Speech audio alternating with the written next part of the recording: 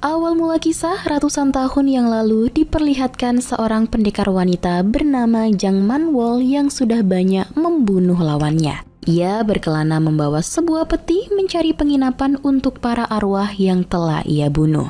Hingga di suatu malam, Manwol singgah di tempat minum-minum dan bertemu seorang nenek tua yang mengetahui lokasi penginapan bagi arwah yang masih gentayangan di bumi. Nenek tersebut cerewet dan penasaran dengan Manwol terkait sudah berapa banyak nyawa yang melayang karena Manwol. Hal tersebut membuat Manwol kesal karena tak kunjung memberitahu lokasi penginapan tersebut. Tak diduga, rupanya Manwol sebenarnya sudah sampai di penginapan tersebut. Nenek tua tadi adalah jelmaan dewa yang sengaja menguji Manwol. Kini Manwol pun dihukum atas perbuatannya yang telah banyak membunuh manusia. Ia harus menebus dosa-dosanya dengan menjadi pemilik penginapan tersebut serta harus menjaga dan melayani para arwah yang sudah meninggal sebelum arwah tersebut pergi ke akhirat. Penginapan tersebut bernama Hotel de Luna. 닥치고 가는 길이란 말이야.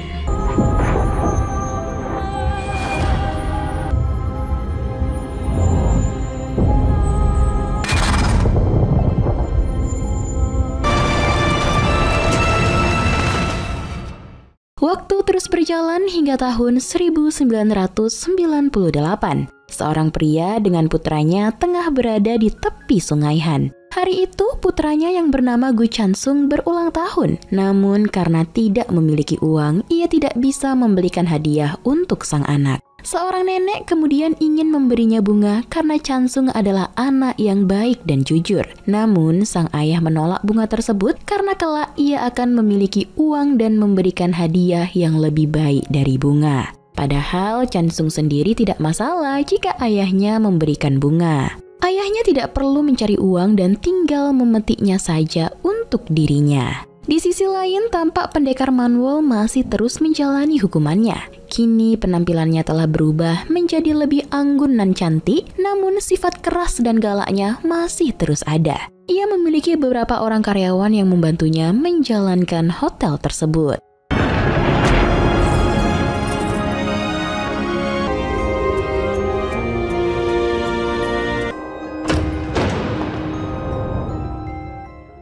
Saat tengah malam, pria tadi mencuri uang dan ketahuan petugas polisi hingga ia harus melarikan diri. Namun saat tengah melarikan diri, pria tersebut jatuh di tangga hingga kepalanya terluka. Pria tersebut tidak sadar jika saat ini ia sedang sekarat. Ia bangun dan melanjutkan melarikan diri sampai akhirnya menemukan Hotel de Luna. Diam-diam ia masuk ke dalam dan bertemu dengan seorang polwan yang baru meninggal karena tenggelam di sungai Han. Ia lalu lanjut menelusuri hotel tersebut supaya tidak ditemukan polisi. Betapa terkejutnya pria itu kalau hotel tersebut sangat mewah, luas, besar, dan tinggi. Ia sampai tidak menyangka ada tempat seperti itu di dunia ini. Di sisi lain, para petugas hotel yang mengetahui ada manusia hidup yang berkeliaran di hotel tersebut mulai merasa cemas. Karena jika manusia tersebut sampai ketahuan Manwol, maka manusia tersebut akan mati dan tidak akan bisa pergi dari hotel tersebut.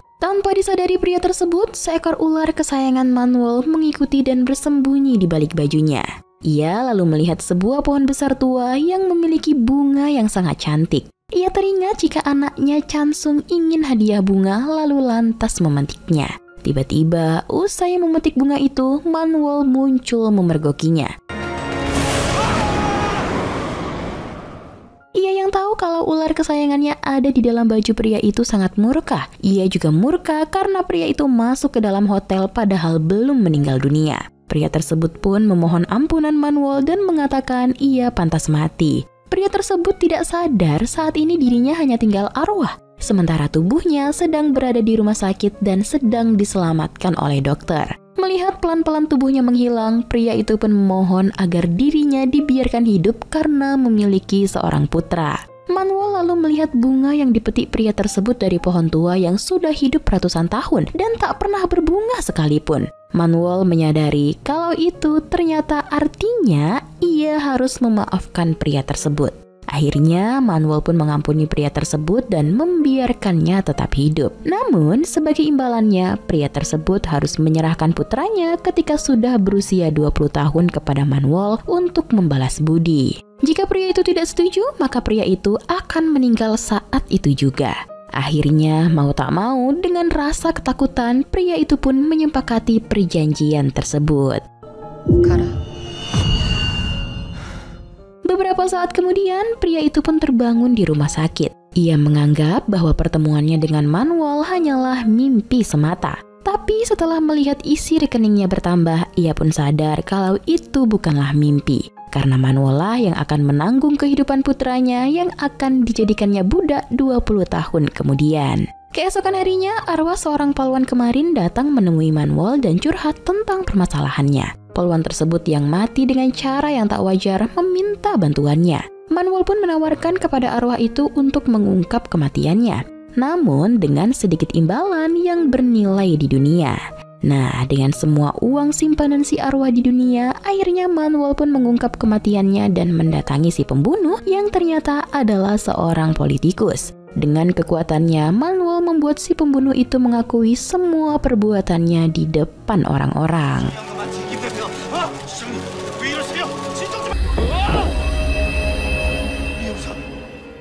Singkat cerita, 20 tahun pun sudah berlalu dan anak yang dijanjikan kini sudah tumbuh menjadi pria dewasa yang tampan. Anak tersebut tak lain ialah Chansung. Semua cerita tentang Manuel juga sudah diketahui olehnya melalui ayahnya. Dan saat sudah tahu bahwa sekarang sudah 20 tahun berlalu, Chansung pun memutuskan akan pergi ke luar negeri untuk menghindari takdir itu. Akan tetapi, ia malah ditemui oleh Manuel di dalam kereta. Awalnya Chansung terlihat sangat berani, tapi ketika melihat betapa galaknya Manuel, ia pun merasa ciut. Bukan hanya itu saja, akibat terlalu sombong dengan keberaniannya itu, Chansung pun diberikan hadiah oleh Manuel berupa kemampuan melihat makhluk halus.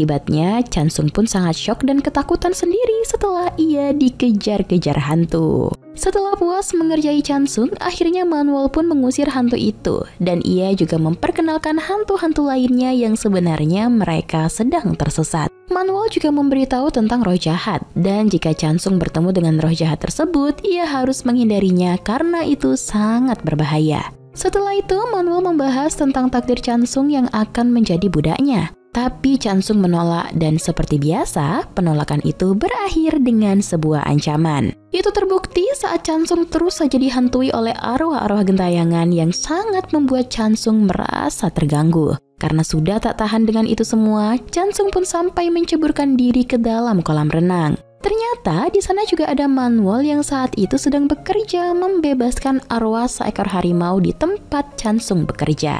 Saat ini, untuk melakukan pekerjaannya itu, Manuel kembali mengancam Chansung untuk membantunya agar bisa dipertemukan dengan bosnya. Sejak saat itu, Chansung pun mulai terlibat dengan aksi-aksi mistis yang dilakukan oleh Manuel.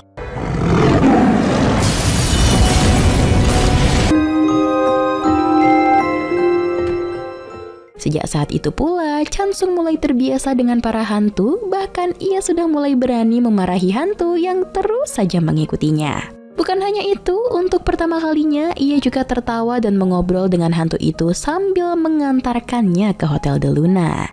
Singkat cerita, saat sedang bekerja, Chansung bertemu dengan roh jahat. Roh tersebut hampir membunuhnya. Untungnya, Manuel datang dan menyelamatkan Chansung lalu melenyapkan roh tersebut.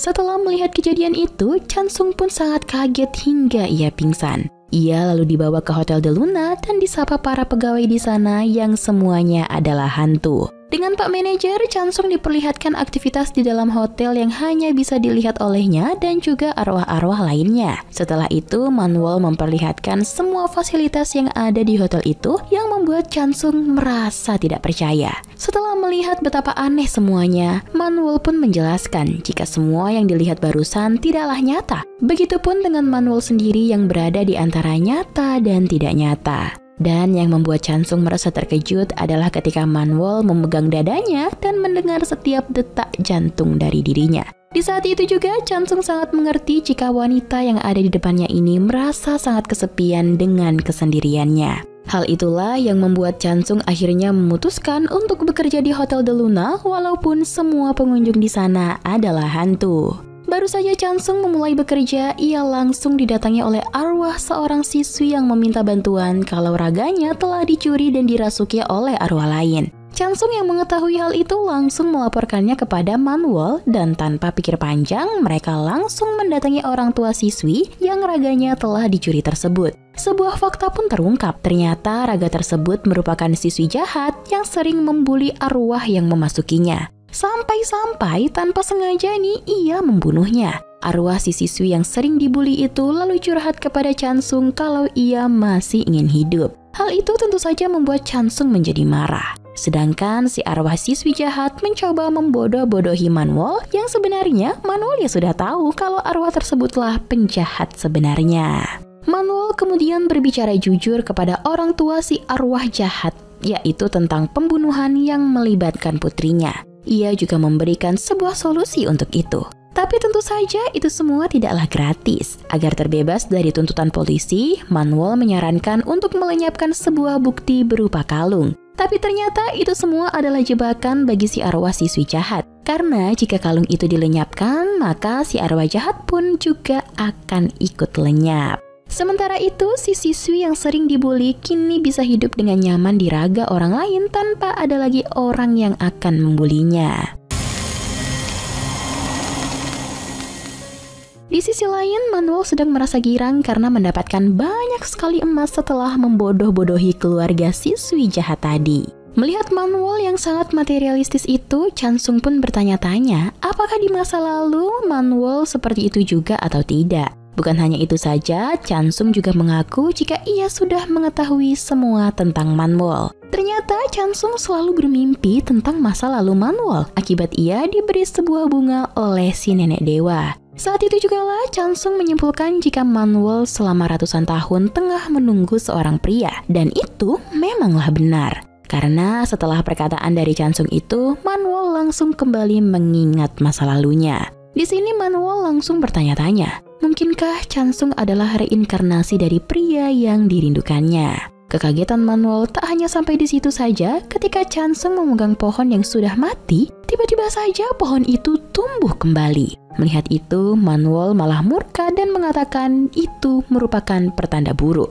Ditambah lagi, Chansung kembali membahas tentang pria yang dirindukan oleh Manwol dan mengira jika pria itu adalah dirinya sendiri. Chansung juga menganggap jika Manwol marah karena ketahuan jika ia sedang merindukan seorang pria. Setelah itu, Manwol pun langsung meminta Chansung membuktikan jika memang ia memimpikan masa lalunya. Tapi tentu saja, Chansung tak bisa dengan mudah memimpikannya lagi.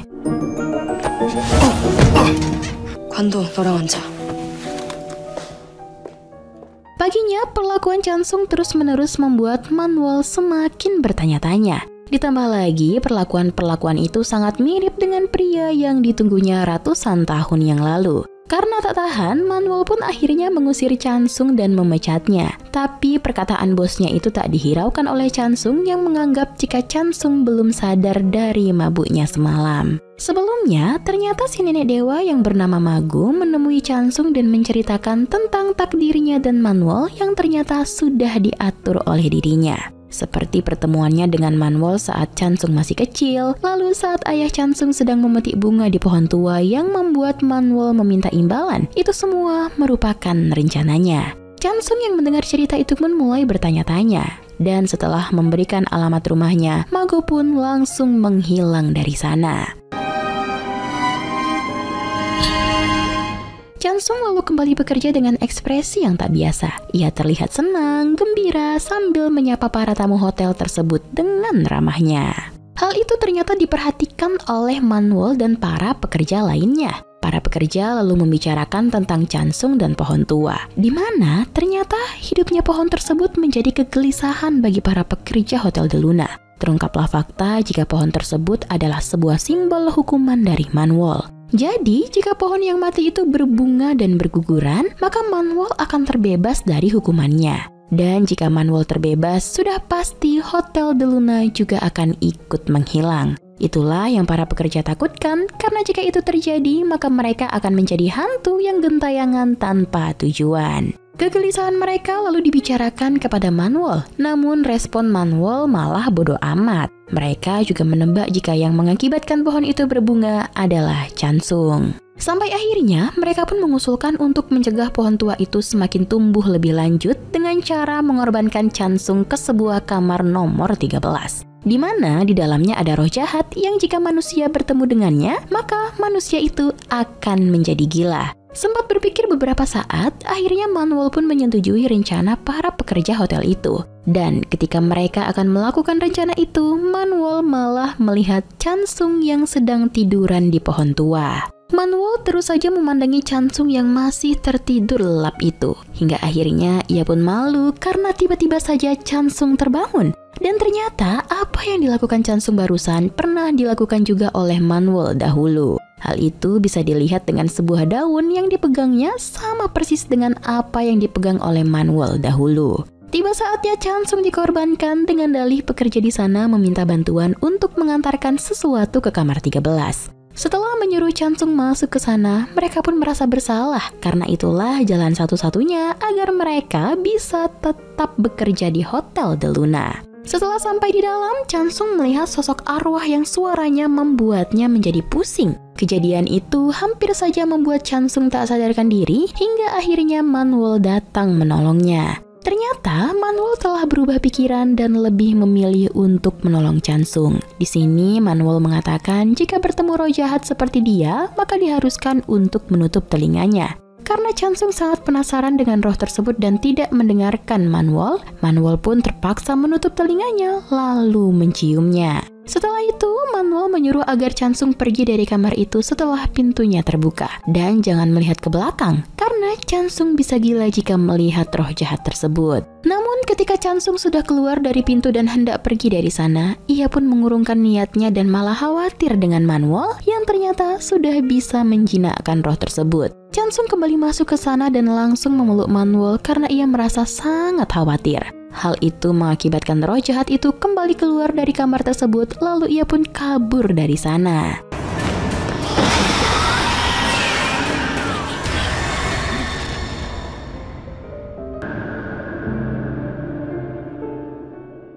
Setelah kejadian itu, terlihat raut wajah Manwol terhadap Chansung mulai berubah dan ia pun tersenyum sambil menakut-nakuti Chansung. Chansung lalu mempertanyakan mengapa Manwol menyelamatkannya. Menurutnya itu diakibatkan oleh pohon tua yang mulai subur dan itu yang membuat perasaan Manwol bisa berubah. Mendengar perkataan Chansung itu, Manwol pun merasa kesal dan sok-sokan menyangkal perasaannya yang sudah berubah. Melihat tingkah aneh bosnya itu, Chansung kembali membicarakan tentang pria di mimpi Manwol. Tapi sekarang pria lain di kehidupan Manwol dahulu.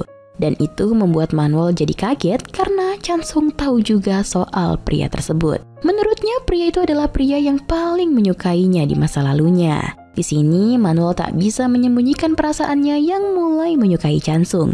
Namun ia tetap berusaha untuk menyembunyikannya. Bukan itu saja, keanehan Manwol juga mulai terlihat saat Chansung sedang membantu arwah cantik. Saat itu Chansung menolong arwah tersebut dengan perlakuan layaknya seorang kekasih dan itu membuat Manwol protes. Lalu saat mengetahui jika Chansung akan menikahi arwah itu, Manwol pun tampak kaget dan lebih marah lagi. Akhirnya ia pun mulai bertindak dengan mengorbankan teman Chansung sendiri agar arwah wanita cantik itu tak terus-menerus mengikuti Chansung. Karena perbuatan itu, sekarang Chansung yang gantian menjadi marah. Untuk menghentikan perbuatan Manwol, Chansung pun mendatangi Mako untuk meminta bantuannya.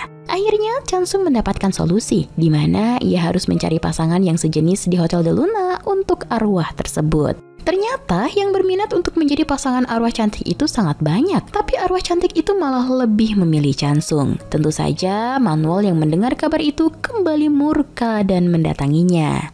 결혼 안 하고는 죽어도 못 가겠다는 그 여자 거라고. Chansung sendiri yang saat itu akan bersiap melangsungkan upacara pernikahan dengan sekilas melihat Manwol sebagai seorang pengantin. Tapi anehnya, Manwol penuh dengan luka. Manwol sendiri dengan soknya menentang karena menurutnya pernikahan ini tanpa seizin dirinya. Chansung menjawab jika ia hanya ingin menolong keinginan arwah cantik itu yang ingin segera menikah. Perkataan itu tentu saja membuat Manwol semakin kesal. Manwol ternyata sudah menyiapkan mempelai pria yang cocok untuk arwah cantik itu yang tak lain dan tak bukan adalah arwah calon suaminya yang saat itu raganya sedang tak sadarkan diri. Tapi jika mereka sampai menikah, mempelai pria tersebut akan mati dan arwahnya akan dibawa oleh arwah cantik tersebut ke alamnya. Chansung yang mendengar hal itu langsung mencoba untuk menghentikannya. Dan untungnya, si arwah cantik ini adalah arwah yang baik. Terbukti ia meminta kekasihnya untuk meninggalkannya karena ia tahu konsekuensinya jika mereka benar-benar menikah. Mempelai pria tersebut sempat menolak untuk pergi. Namun dengan muka seramnya, si arwah wanita mengusir kekasihnya itu hingga akhirnya ia pun pergi.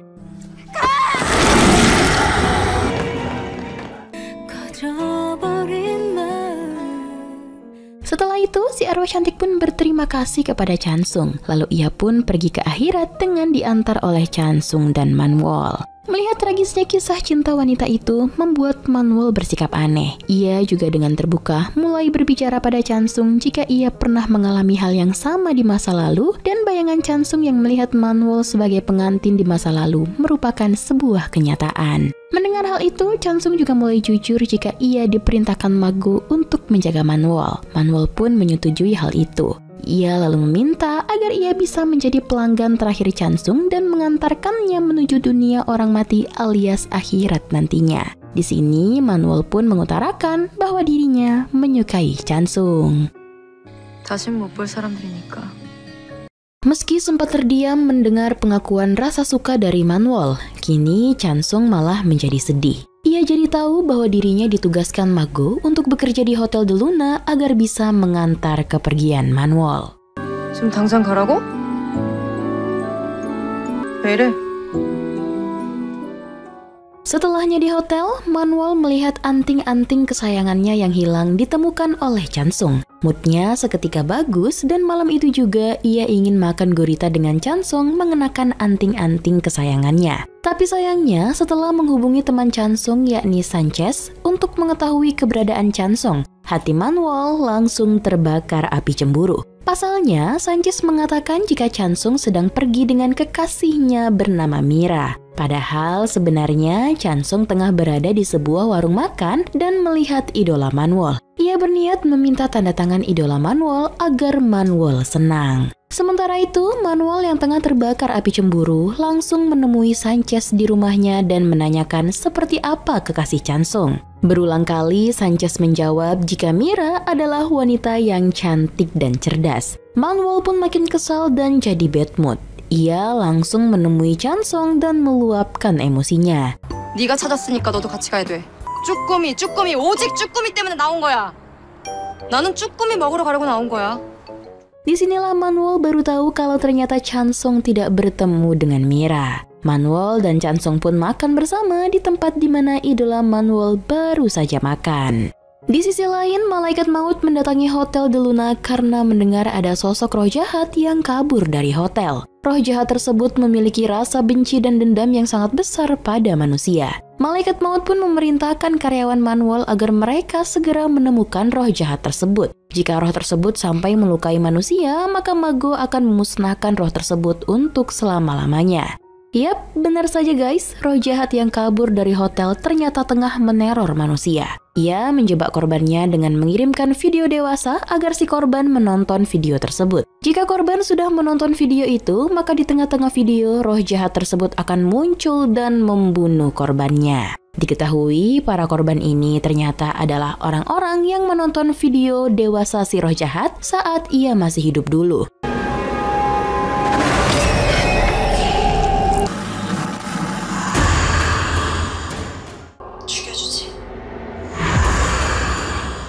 Jadi guys, semasa roh jahat hidup itu, ia pernah dijebak oleh teman-teman kuliahnya hingga video dewasanya tersebar luas di internet. Karena video tersebut viral, roh jahat itu pun merasa sangat malu, stres, bahkan depresi.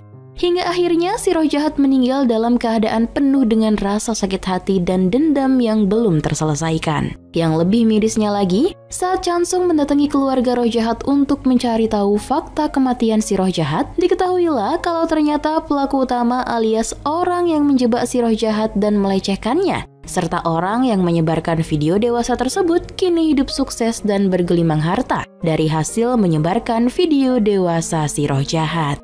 그걸 어떻게 잊어요? 하나하나 이름도 다 기억해요. 이 사람도 관련된 사람입니까? Kini Manwol dan Chansung pun menemui si pelaku dan memintanya mengakui kesalahan yang pernah dilakukannya. Tapi sayangnya mereka tak mendapat jawaban apa-apa, selain kesombongan si pelaku yang kini sudah menjadi seorang pengusaha besar. Ternyata itu hanya pengalihan saja guys, karena tujuan utama mereka ke sana hanya untuk mencuri HP si pelaku yang diduga terdapat video roh jahat tersebut. Tapi sayangnya mereka tak mendapati roh jahat itu di HP si pelaku.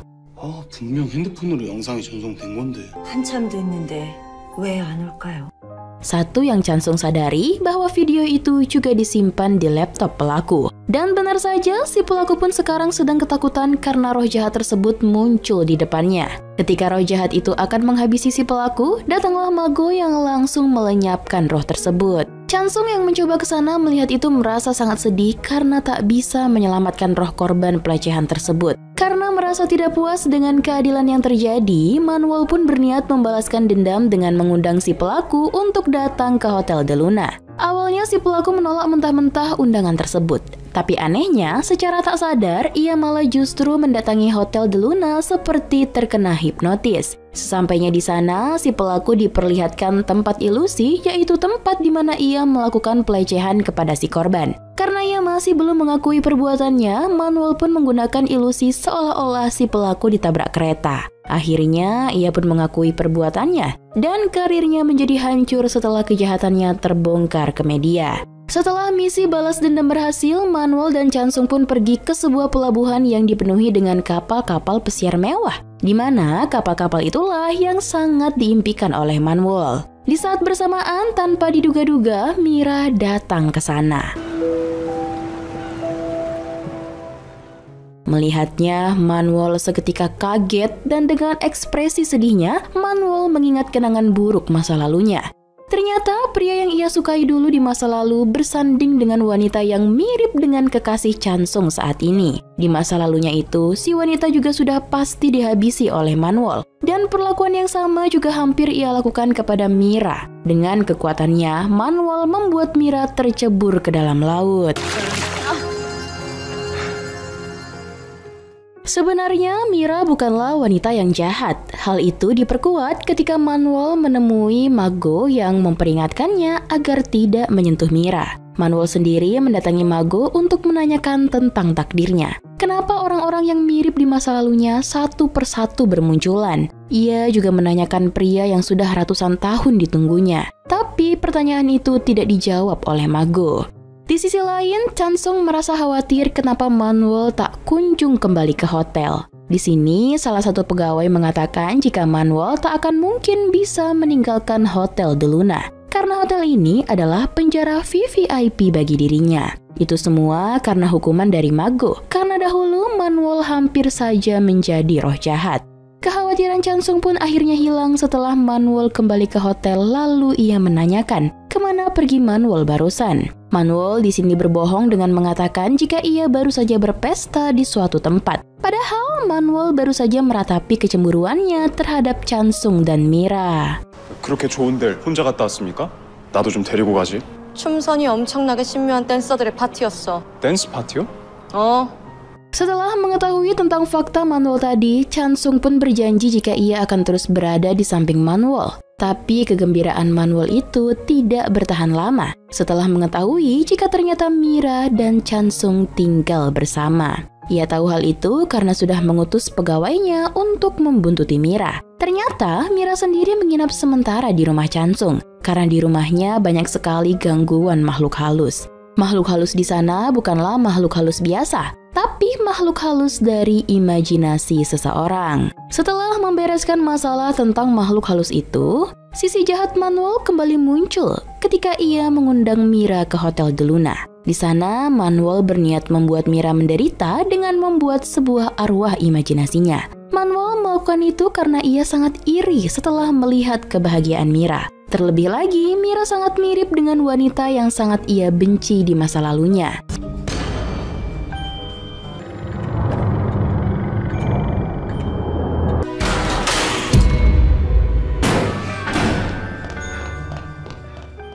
Chansung yang mengetahui itu langsung menyuruhnya untuk menghentikan semuanya. Tapi Manuel menolak. Ia justru membebaskan Chansung yang selama ini menjeratnya. Dan perintah itu pun langsung ditolak oleh Chansung karena ia masih dalam pendiriannya jika ia akan terus berada di sisi Manuel. Setelah itu, Chansung menolong Mira dengan memasukkan arwah buatan Manuel tadi ke tubuhnya sendiri, yang membuat keduanya kini akhirnya pingsan. 구찬성, 놔! Setelah kejadian itu, Manuel menyendiri dan melamun, membayangkan masa lalunya, dan terungkaplah fakta jika wanita yang mirip Mira itu adalah seorang putri. Dan pria yang disukai Manuel ternyata hanya berpura-pura saja mendekatinya. Karena sebenarnya ia mendekati Manuel agar ia bisa menangkap Manuel dan semua kelompok banditnya. Atas prestasinya itu, pria yang disukai oleh Manuel naik pangkat dan menikahi Tuan Putri. Dari situlah kemarahan Manuel tak terbendung lagi. Dan lamunan Manuel tersebut terhubung dengan mimpi Chansung. Mengetahui fakta itu, Chansung pun merasa panik. Ditambah lagi ketika ia tahu jika Manuel telah pergi, entah kemana. Karena ketika ia kembali ke hotel, bangunan itu tiba-tiba sudah kosong. Dan di sini Chansung sadar jika Manuel sudah benar-benar meninggalkannya. Ternyata saat Chansung tak sadarkan diri, Manuel berpamitan sambil membelai pipi Chansung. Ia juga menceritakan takdirnya yang sangat menyiksa kepada Chansung yang masih pingsan itu. Ternyata pegawai Manuel mengintip Chansung yang sedang bersedih karena ditinggal bosnya itu. Setelah itu, Manuel kembali marah-marah setelah mengetahui jika gedung barunya untuk beroperasi sangatlah jelek. Itu semua karena uang mereka tidak cukup untuk menyewa gedung yang layak karena mereka sudah kebanyakan hutang. 그래. 아휴, 이건 다시 봐도 정말. Di sisi lain, Chansung menemui Mago untuk menanyakan di mana keberadaan Manuel. Tapi Chansung tak mendapatkan jawaban yang diinginkannya. Mago malah menyuruh Chansung untuk kembali menjadi manusia normal dengan cara memberikan sebuah obat yang bisa menghilangkan indera keenam Chansung. Hal itu jelas saja ditolak oleh Chansung karena ia tidak akan menyerah untuk mencari Manuel dengan alasan kalau ia menyukai Manuel. Mendengar alasan tersebut, Mago akhirnya tersenyum senang. Chansung lalu kembali merenung di gedung kosong bekas Hotel de Luna beroperasi. Tanpa diduga, ia bertemu dengan seorang petugas yang mempromosikan penjualan gedung tersebut, yang ternyata mempunyai nomor ponsel dari Manuel. Manuel sendiri merasa kaget karena ditelepon oleh Chansung. Sementara Chansung merasa tak terima setelah pemecatannya secara sepihak dari bosnya itu. Setelah itu, Manuel pun kembali membayangkan awal pertemuannya dengan Chansung, di mana saat itu ia menolak mentah-mentah untuk bekerja dengannya. Tapi sekarang malah justru Chansung sendiri yang mencarinya. 멀쩡한 호텔 잘 다녀. 이것이나. 싫습니다. 그런 건 제 취향이 아닙니다. 없으니까 아쉽죠?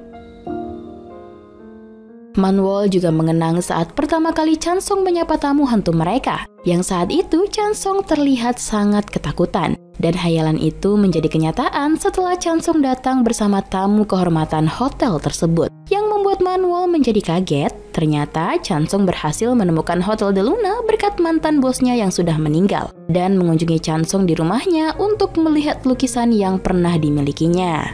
Sementara itu, Manuel sendiri masih merasa kesal dengan Chansung. Padahal yang ia rasakan adalah sebaliknya. Ia terus saja ngoceh-ngoceh dengan kedatangan Chansung ke sana. Tapi ocehannya itu berhenti setelah mantan bos Chansung memberikan sebuah amanat untuk menjual lukisan yang pernah ia berikan yang ditaksir harganya sangat mahal. Hal itu pun sukses membuat penyakit mata duitan Manuel kembali kambuh. Singkat cerita, Hotel de Luna kedatangan tamu arwah yang ternyata adalah salah satu dewa. Setelah kedatangannya itu, Hotel Del Luna mengalami banjir yang membuat Manuel merasa panik. Ternyata arwah tersebut bukanlah arwah sembarangan. Ia dijuluki sebagai dewa air penunggu sumur daerah tersebut. Untuk menghentikannya, Manuel memerintahkan pegawainya untuk membuat arwah tersebut nyaman agar banjir di hotelnya itu bisa berhenti. Tapi arwah itu meminta agar Chansung sendirilah yang datang ke kamarnya. Hal itu tentu saja ditentang oleh Manuel yang terlihat sangat khawatir.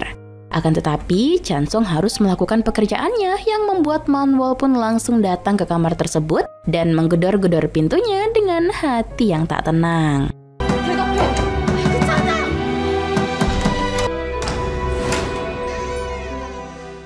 Setelah Chansung masuk ke kamarnya, terlihat ruangan itu seperti ruangan yang sangat suram. Arwah itu bercerita kepada Chansung jika ia sedang merasa kesal karena sudah tak ada lagi yang memujanya. Untuk mendapatkan solusi apa yang sudah diperbuatnya, arwah tersebut memperlihatkan ketakutan dari Chansung sendiri. Yang pasti ketakutannya itu ada hubungannya dengan Manuel. Setelah itu, arwah tersebut pun memberikan sebuah guci kecil sebagai perwujudannya dan arwah tersebut Chansung pindahkan ke sebuah kolam kecil di taman buatan yang saat itu juga berubah menjadi air mancur yang sangat indah. Manuel lalu penasaran apa yang sudah Chansung bicarakan dengan dewa air tersebut. Chansung menjelaskan jika ketakutan terbesar Chansung adalah kehilangan Manuel dan bayangan yang diperlihatkan oleh roh tadi adalah ketika Manuel dilenyapkan oleh Mago di depan matanya. Mendengar itu, Manuel langsung terdiam. Singkatnya, mantan bos Chansung ternyata akan menjodohkan putrinya dengan Chansung, yang tentu saja itu membuat Manuel kembali murka. Bahkan, Manuel juga sengaja mencegah Chansung untuk bertemu dengan pegawainya yang ditugaskan untuk menjodohkan Chansung dengan cara menyembunyikannya di balik pintu. Hal itu membuat mereka berdua merasa sedikit canggung. Di sini Manuel kembali mengingat perkataan pegawainya yang disuruh untuk menjodohkan Chansung dengan putri mantan bosnya itu. Pegawainya itu menceritakan dengan berlebihan seolah-olah Chansung merasa sangat bahagia. Alhasil, Manuel pun malah membayangkan kebahagiaan Chansung. Setelah itu, Manuel pun ngambek dan cuek kepada Chansung. Saking seringnya ia begitu, Chansung pun sudah tahu apa yang harus ia lakukan untuk membuat Manuel kembali ceria, yaitu dengan memberikannya uang. Ternyata Chansung sudah berhasil menjual lukisan mantan bosnya itu dengan harga yang sangat mahal. Tentu saja, Manuel kembali ke sifat aslinya yang sok glamor padahal faktanya ia banyak sekali hutang.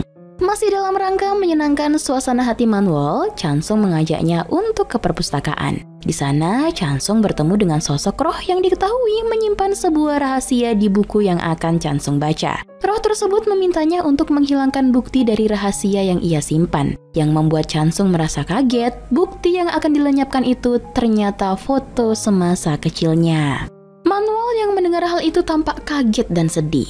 Ia berniat menghibur Chansung, tapi niatnya itu ia urungkan karena gengsinya terlalu tinggi untuk melakukan itu. Di sini, Chansung pun menebak jika roh itu merupakan ibunya yang belum pernah ia lihat sejak ia dilahirkan. Chansung juga menganggap jika ibunya tidak menginginkannya untuk hidup. Hal itu membuat Chansung sangat murung dan sedih sampai-sampai ia akan pergi mabuk-mabukan. Tapi niatnya itu tak jadi setelah ia melihat ada seorang pria yang sangat mirip dengan pria yang ada di masa lalu Manuel. Di sisi lain, Manuel sedang marah-marah karena tak ada satupun solusi dari pegawainya untuk membuat Chansung kembali ceria. 같이 일하는 동료에 대해서 어쩜 그렇게 관심들이 없어? 아, 몰라. 아무도? 갈색을 좋아하십니다. 그건 나도 알아. Tak berselang lama, Chansung pun datang dan menyampaikan apa yang telah ia lihat tadi kepada Manuel. Hal itu membuat Manuel langsung meneteskan air matanya sambil bersyukur karena pria yang di masa lalunya dekat dengan dirinya hidup dengan baik. Nah, pria yang diketahui bernama Yunwo ini sekarang berprofesi sebagai seorang polisi. Setelah berhasil membuat Manuel bahagia, sekarang giliran Manuel yang melakukan sesuatu untuk membuat Chansung kembali ceria. Manuel lalu menemui roh ibu Chansung dan entah apa yang mereka bicarakan. Yang jelas, saat ia bertemu dengan Chansung di pintu dunia orang mati, ibunya merasa sedih seolah-olah mengetahui kalau Chansung adalah anaknya. Setelah mengantar ibunya, Chansung pun bertemu dengan Manuel di depan pohon tua. Mereka berdua membicarakan tentang takdir mereka masing-masing. Yang jelas di sini Manuel berterima kasih kepada Chansung karena berkatnya ia bisa bertemu dengan reinkarnasi orang-orang di masa lalunya. Tapi satu hal yang pasti, Manuel akan tetap membalaskan dendamnya kepada orang-orang di masa lalunya yang sudah bereinkarnasi dan membuatnya menderita. Mendengar itu, Chansung pun tak akan membiarkan hal itu terjadi karena Chansung tak mau kehilangan Manuel di kehidupannya. Untuk pertama kalinya, mereka pun akhirnya saling berpelukan dibarengi dengan pohon tua yang bermekaran. 나를 믿어요. 당신이 사라지게 두진 않을 겁니다. Singkatnya, setelah seharian bekerja, Manuel dan Chansung pun makan bersama di rumah makan. Di sini, mereka sudah mulai dekat dan saling bercanda satu sama lain. Setelah itu, Chansung ditemui oleh seorang ibu yang menurutnya ia adalah orang yang penting karena merupakan seorang pebisnis terkenal. Anehnya, ibu itu meminta Chansung untuk mengantarkannya ke Hotel de Luna. Dan yang lebih membuat Chansung kaget adalah ketika ibu itu tahu semua tentang hotel tersebut. Ternyata ibu ini adalah mantan manajer di sana. Dan Chansung pun langsung mengantarkannya ke Hotel de Luna. Sesampainya di sana, ia disambut baik oleh para pegawai hotel yang sangat menghormatinya. Niat ibu itu ke Hotel de Luna tak lain dan tak bukan adalah untuk bertemu dengan Manuel yang saat itu terlihat biasa saja dan sombong di hadapannya. Tapi itu semua tak berlangsung lama setelah ibu itu memberikan sebuah hadiah mahal yang langsung membuat Manuel berubah menjadi sangat ramah. Hadiah tersebut tidaklah gratis. Hal itu disadari oleh Manuel sendiri yang ternyata ibu itu meminta anaknya untuk berbulan madu di hotel tersebut. Faktanya guys, saat bulan purnama, Hotel de Luna bisa dilihat oleh manusia biasa. Dan terungkap bahwa keistimewaan hotel ini dulu pernah ada sepasang pengantin yang tanpa sengaja bermalam di sana. Dan anak hasil dari bulan madu itu akan menjadi anak yang sangat sukses nantinya. Untuk menyambut tamu istimewa itu, para pegawai sibuk mempersiapkan semua termasuk bunga-bunga yang terlihat romantis. Nah, di tengah kesibukan tersebut, Chansung melihat ada bunga indah dan ia pun mengambil setangkai bunga itu lalu ia berikan kepada Manuel. Di sini, Manuel pura-pura marah dan mengomel padahal ia merasa sangat senang karena bisa dibuktikan ketika hal itu mengingatkan momen ketika mereka berpelukan. 잠깐만요. 뻔뻔한 욕심쟁이 하버드 사... 당신 나무에 꽃 피웠잖아요. 예쁘게. Selang beberapa hari, Chansung mendapat kabar dari sahabatnya Sanchez, di mana sahabatnya itu akan berniat melamar kekasihnya. Tapi sayangnya, kekasihnya itu malah mengalami sebuah kecelakaan. Saat itu, sahabatnya tidak tahu keadaan dari kekasihnya dan berniat akan melihat keadaannya. Tapi tentu saja, Chansung pun mencegahnya, karena ia sudah tahu jika kekasih sahabatnya itu sudah meninggal dunia. Perkataan itu pun membuat Sanchez langsung marah dan tak terima. Sanchez tetap kekeh ingin melihat kekasihnya. Sampailah di mana Chansung pun akhirnya mengajak Sanchez ke Hotel de Luna. Chansung pun jujur mengatakan semua kebenaran tentang hotel tempat pekerjanya itu. Dan karena saat ini sedang terjadi gerhana bulan, maka semua manusia akan bisa melihat semua roh yang ada di dalam hotel tersebut. Saat benar-benar bertemu kekasihnya di sana, Sanchez pun percaya jika kekasihnya memang sudah benar-benar meninggal. Di sana, sang kekasih mengungkapkan rasa sayangnya untuk terakhir kalinya sebelum ia benar-benar menghilang. 당신 때문에 행복했으니까.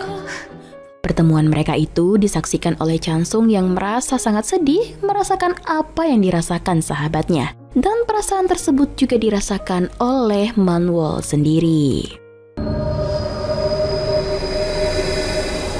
남겨진 사람의 슬픔을 보는 건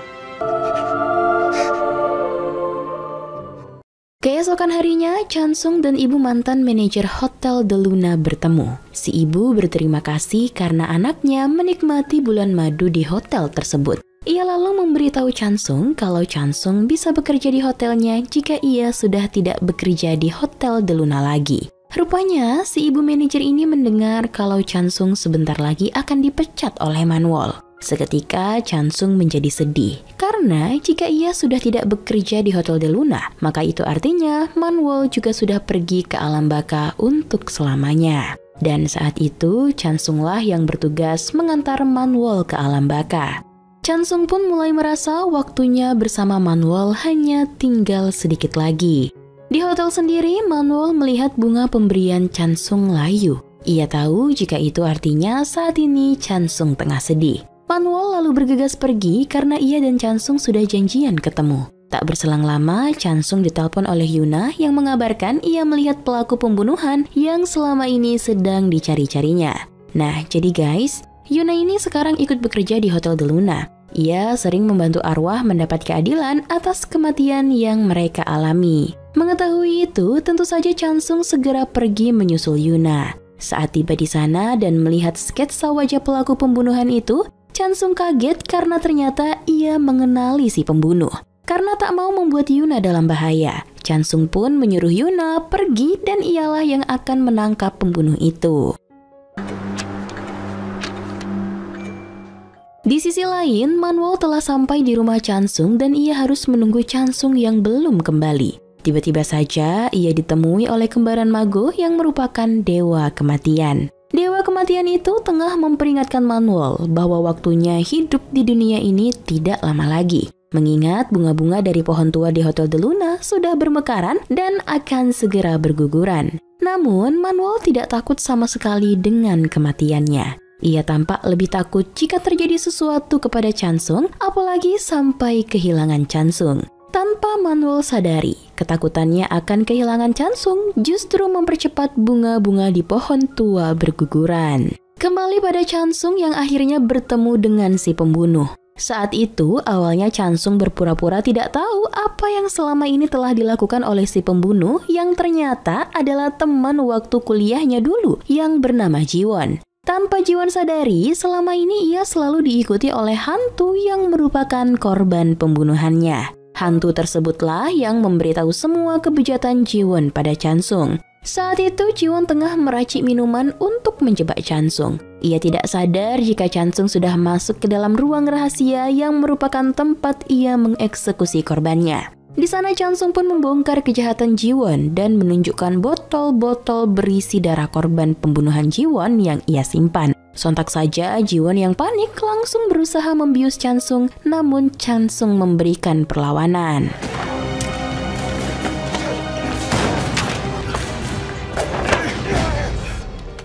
Di saat yang bersamaan, Yuna kembali ke TKP dan saat itu ia melihat banyak orang berkumpul melihat seseorang terluka. Yuna mengira jika orang yang terluka itu adalah Chansung dan mungkin kini Chansung sudah meninggal. Yuna pun melaporkan kepada temannya yang langsung disampaikan kepada Manwol.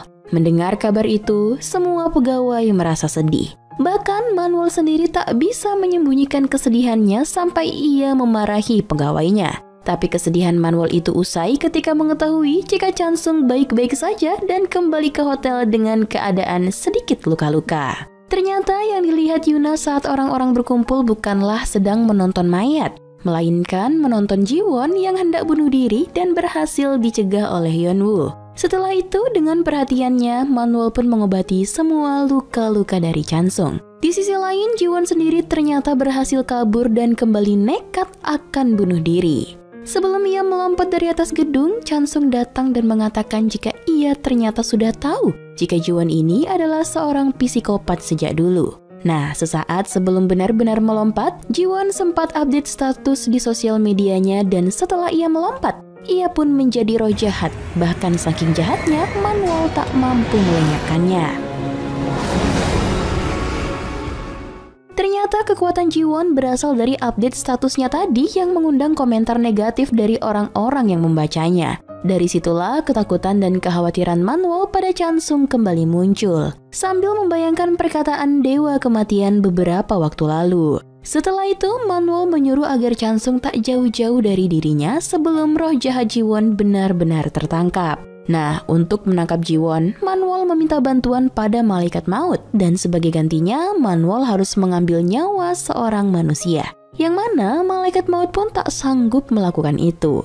Lalu rencana untuk mengambil roh manusia itu pun akan dilakukan seperti biasa. Yang menjadi umpan adalah Chansung. Chansung menjadi seorang pasien yang diketahui target mereka adalah keluarga dari dokter. Setelah bertemu, Chansung beralasan jika ia ke sana bukan untuk berkonsultasi penyakitnya, melainkan ia akan berkonsultasi masalah keuangannya yang berpura-pura menipis. Nah, mengetahui hal itu, sang dokter pun langsung menawarkan untuk membeli garis tangan Chansung dengan harga yang sangat mahal. Dan itu menjadi pertanyaan sendiri bagi Chansung, untuk apa garis tangannya? 손금이 좋으시네요. 확인할 게 있습니다. Ternyata garis tangan Chansung akan ditanamkan kepada anak si dokter yang saat ini sedang sakit. Faktanya, kedua garis tangan orang tuanya pun sudah ditanamkan yang mengakibatkan mereka berdua berubah menjadi tua. Diketahui itu semua dilakukan agar anaknya dapat bertahan hidup. Saat akan melakukan pengambilan garis tangan itu, Chansung membicarakan tentang kehidupan anak si dokter yang menurutnya jika takdir hidupnya akan ditentukan sendiri oleh si anak. Mendengar hal itu, sang dokter pun langsung panik dan pulang karena ternyata anaknya sudah meninggal dunia. Ya, itu semua adalah perbuatan dari Manwol atas pilihan dari anaknya sendiri yang beralasan jika ia tidak ingin melihat orang yang disayanginya terus-menerus bersedih. Perkataan itu langsung membuat Manwol melamun. Ia teringat jika itu bisa saja terjadi kepada Chansung. Mereka lalu bertemu dan membicarakan tentang pertama kali mereka berjumpa yang kebetulan juga berada di tempat yang sama. Saat itu, Chansung sangat ketakutan karena dikejar sosok hantu.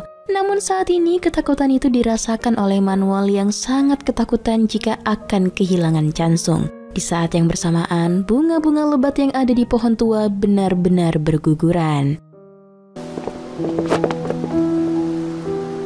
어떻게 나한테 괜찮으라고 합니까? 그렇게 우습습니까? 그래, 너 때문이잖아. 무섭잖아.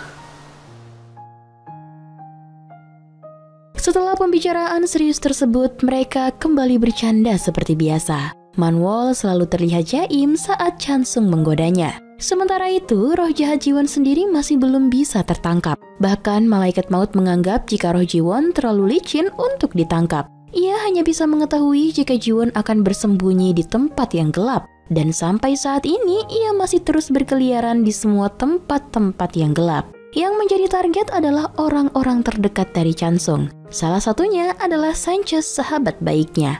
Tapi beruntungnya, malaikat maut berhasil mencegah itu semua. Kejadian itu langsung diceritakan kepada Manwol, yang kemudian ia memperingatkan Sanchez agar ia selalu berada di tempat yang terang.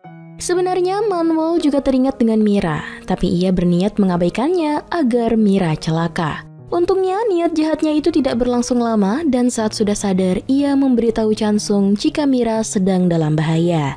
Di sisi lain, Mira sedang berada di bioskop dan sedang menunggu seseorang yang tak kunjung datang. Di sana juga ada Jiwon yang terus memperhatikannya.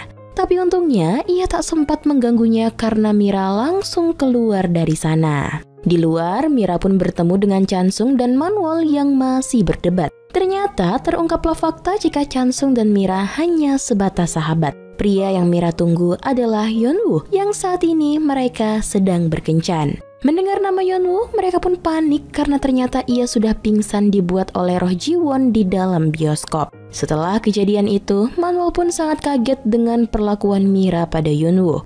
Karena di masa lalu, reinkarnasi Mira lah yang membunuh reinkarnasi Yeonwoo. Hal itu sangat berbanding terbalik di kehidupannya saat ini. Chansung pun juga ikut menceramahi Manwol jika mereka berdua itu berbeda dengan orang di masa lalunya, walaupun muka mereka terlihat sama. Setelah kejadian itu, Manwol kembali teringat dengan kenangan pahit masa lalu yang menghantuinya. Seperti saat ia akan membalas dendam pada pria yang ia sukai, dan yang anehnya saat pria itu akan dibunuh, ia memperlihatkan muka sedihnya dan mengatakan jika ia sangat bersyukur masih bisa melihat Manwol hidup. Sampai akhirnya ia pun mengakhiri hidupnya sendiri dengan memeluk Manwol yang saat itu sedang memegang pedang. Untuk terakhir kalinya, pria itu pun mengatakan semua perasaannya terhadap Manwol yang terlihat sangat tulus. Manwol yang mendengarnya sangat sedih dan tidak percaya. Ia membakar istana dan menghabisi banyak prajurit di sana. Itulah awal mengapa Manwol dihukum oleh Mago. Singkat cerita, Chansung membantu mencari seorang anak manusia yang tanpa sengaja masuk ke Hotel de Luna. Chansung mengira jika anak itu masuk ke dalam lorong yang saat itu Chansung juga mengejarnya. Di sisi lain ternyata anak itu sudah ditemukan. Dan anak itu mengatakan jika ia melihat Chansung masuk ke dalam lorong. Karena dikatakan di depan Manwol serta pegawai lainnya, seketika semuanya menjadi panik. Terlebih lagi Manwol yang kini hampir menangis. Ternyata lorong tersebut adalah sebuah pintu masuk ke dunia orang mati atau batas antara manusia dan alam gaib. Yang mana jika seorang manusia masuk ke sana akan tersesat di dalamnya. Fakta itulah yang membuat Manwol semakin panik dan khawatir. Tapi kekhawatiran itu pun hilang saat Chansung berhasil keluar dari lorong tersebut. Saat itu juga Manwol pun langsung memeluknya. Tapi ada yang aneh dengan Chansung karena ia sama sekali tak mengucapkan satu kata pun. Terlebih lagi pelukan itu terasa tak asing bagi Manwol. Dan ternyata Chansung diselamatkan oleh jelmaan kunang-kunang, yang itu merupakan pria yang disukai Manwol di masa lalu yang bernama Chung Myung.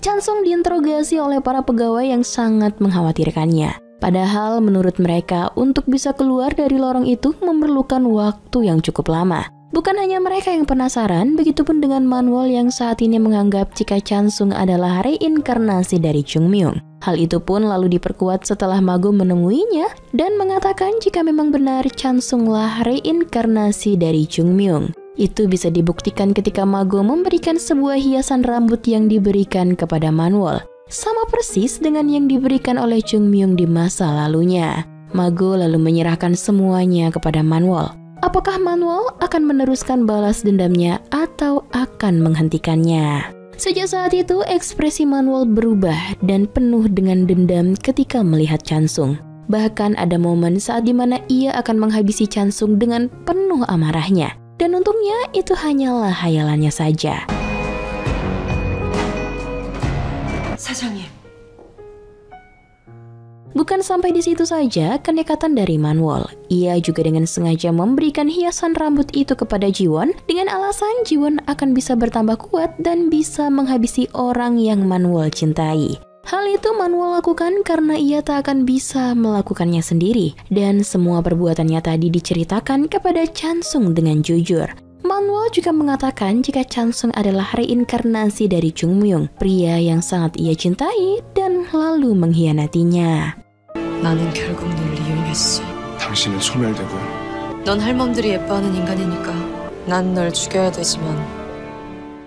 Malaikat maut yang mengetahui pembicaraan mereka berdua memperingatkan Chansung jika Jiwon sampai memakan benda milik Manwol, maka ia akan menjadi iblis yang kuat. Chansung yang mengetahui itu pun tak menyangka dan langsung menemui Manwol kembali untuk meminta penjelasan semuanya. Tapi sayangnya ia malah diabaikan. Pada akhirnya ia pun menemui Mago, tapi yang ada hanyalah adik Mago saja di sana. Nah, adik Mago ini memperlihatkan Chung Myung yang berbentuk kunang-kunang di dalam sebuah toples. Lalu Chansung pun mengingat jika kunang-kunang itulah yang pernah menolongnya kemarin. Terungkaplah fakta jika Chung Myung adalah tamu pertama bagi Hotel de Luna. Sekaligus ia menempati janjinya untuk menemani Manwol sampai akhir hukumannya. Mengetahui itu, Chansung pun hendak memperlihatkan sosok Chung Myung pada Manwol. Tapi niatnya itu dicegah oleh adik Mago. Apalagi saat ini ia sedang diburu oleh Jiwon. Adik Mago menyarankan agar Chansung merebut kembali benda yang Manwol berikan pada Jiwon sebelum ia menjelaskan semua kebenarannya. Dengan tipu muslihatnya, Chansung pun berhasil menangkap Jiwon dengan bantuan dari semua pegawai Hotel de Luna dan juga malaikat maut. Chansung mengatakan jika benda yang diberikan oleh Manwol hanyalah sebuah jebakan saja. Dan ketika Jiwon membuang benda itu, malaikat maut pun datang dan langsung menangkapnya. Di sisi lain, Manwol ternyata sudah pasrah dan akan dilenyapkan oleh Mago karena ia lebih memilih untuk balas dendam. Tak berselang lama, Chansung pun datang dan menghentikan mereka berdua. Ia juga mengembalikan benda milik Manwol, tapi itu tak disambut baik olehnya. Sampai akhirnya, Chansung pun meminta Manwol untuk membunuhnya saja apabila itu bisa membuat Manwol sadar. Saat benda itu berubah menjadi pisau, Manwol kembali tak bisa membunuh Chansung.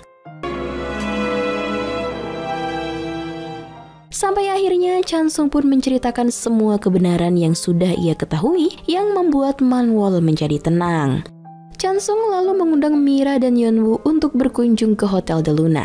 Sesampainya di sana, mereka disambut baik dan diberikan sebuah minuman yang di atasnya terdapat kelopak bunga pohon tua. Ternyata minuman itu membuat mereka pingsan dan kenangan mereka melayang-layang ke masa awal di mana Manwol menjadi seorang pendendam.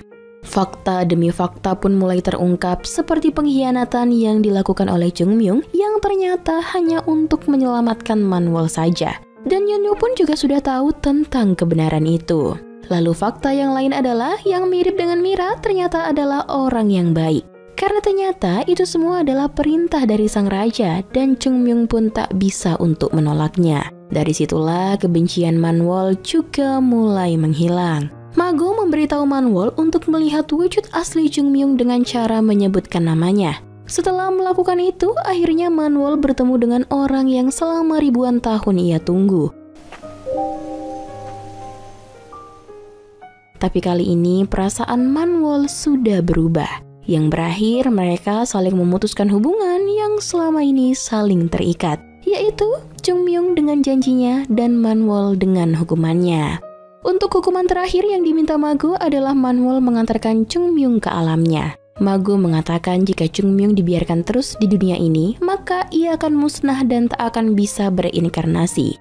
Keesokan harinya, Chansung pun mengantarkan Manwol dan Chung Myung ke pintu dunia orang mati. Manwol juga berjanji akan cepat kembali untuk Chansung. 기다리고 있어. Singkat cerita, sebulan setelah kejadian itu, Chansung bekerja seperti biasa melayani para tamu hotel dengan baik. Sejak saat itu pula, Manwol belum juga kembali. Terlebih lagi, pohon yang tertanam di Hotel De Luna sudah mati. Hal itu membuat Chansung merasa sangat takut kalau ia tak akan bisa lagi bertemu dengan Manwol. Berhari-hari, Chansung selalu menunggu di lorong pintu dunia orang mati, berharap Manwol akan pulang. Sementara itu, Manwol masih berada di atas jembatan mengantarkan Chung Myung. Ternyata, sejak awal Manwol sudah tahu resiko mengantarkan Chung Myung ke sana, yaitu ia tidak bisa pulang. Itu dibuktikan ketika salah satu pegawainya memberikan obat penghilang indera keenam untuk Chansung yang dititipkan oleh Manwol sebelum ia pergi. Hal itu tentu saja membuat Chansung kaget dan tak akan meminum obat itu karena ia percaya Manwol pasti akan kembali. Singkat cerita, Mago memerintahkan Chansung untuk membawakan sebuah bunga yang bernama bunga bulan, di mana bunga itu hanya ada di Hotel De Luna pada era kerajaan. Awalnya Chansung merasa ragu untuk kembali ke masa lalu, tapi ketika tahu ia akan bertemu dengan Manwol di sana, Chansung pun menerima tawaran tersebut. Ia lalu disuruh untuk memutari pohon tua sampai ada sebuah pintu untuk menuju ke masa lalu. Setelah memasuki pintu itu, Chansung pun tiba di masa lalu dan bertemu dengan semua pegawai Hotel De Luna yang tentunya tidak mengenalnya. Ia juga bertemu dengan Manwol yang saat itu sedang gila-gilaan berjudi karena ia dibantu oleh hantu penjudi. Di sini tentu saja Manwol tak mengenali Chansung. Tapi walaupun begitu, Chansung tetap bersikap seperti seorang manajer. Seperti ia melarang Manwol untuk terus-terusan berjudi sampai hal-hal yang mengesalkan yang dilakukan oleh Manwol lainnya. Hal itu tentu saja membuat Manwol bingung. Siapa sebenarnya pria yang ada di depannya ini? Dan satu-satunya yang tahu kalau Chansung datang dari masa depan adalah adik dari Mago. Ia memberikan sebuah bunga bulan seperti apa yang diminta oleh Mago. Setelah mendapatkan bunga itu, Chansung pun kembali ke masa sekarang. Dan tepat saat Chansung kembali, Mago memberitahukan jika Manwol pun juga sudah kembali ke Hotel De Luna. Dengan penuh kerinduan, Chansung pun langsung menemuinya lalu memeluknya.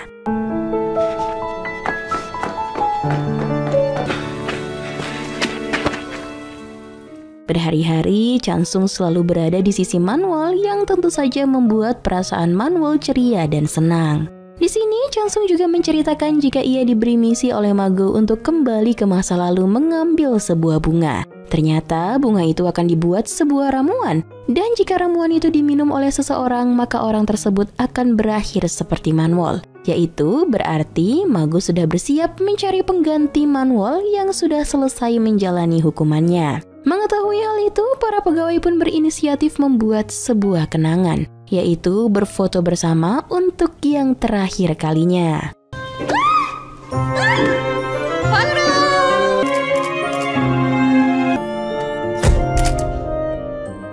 Tapi di sisi lain, Yuna merasa tidak terima akan hal tersebut. Ia pun berinisiatif mencuri ramuan itu lalu meminta agar Manwol kembali meminumnya agar ia tak pergi dari Hotel De Luna. Di sisi lain, Mago ternyata sudah tahu rencana dari Yuna dan ia memberikan sebuah pilihan pada Chansung dengan mengatakan jika Manwol meminum ramuan itu, maka ia akan kembali menjadi pemilik Hotel De Luna dan akan bersama Chansung selamanya. Tapi jika Manwol tak meminumnya, ia akan kembali ke alamnya. Dan batas terakhir untuk Manuel meminumnya adalah saat bulan purnama, karena saat itulah ia akan benar-benar menghilang. Pilihan dari Chansung sendiri adalah ia ingin Manuel hidup dengan normal dan bereinkarnasi tanpa ada hukuman yang menjeratnya. Setelah itu, Chansung pun menemui Manuel dan membicarakan tentang ramuan tersebut, di mana Manuel sebenarnya ingin meminumnya, tapi Chansung jelas melarangnya dan mengikhlaskan Manuel karena mungkin suatu saat nanti ia akan bisa bertemu dengan reinkarnasinya.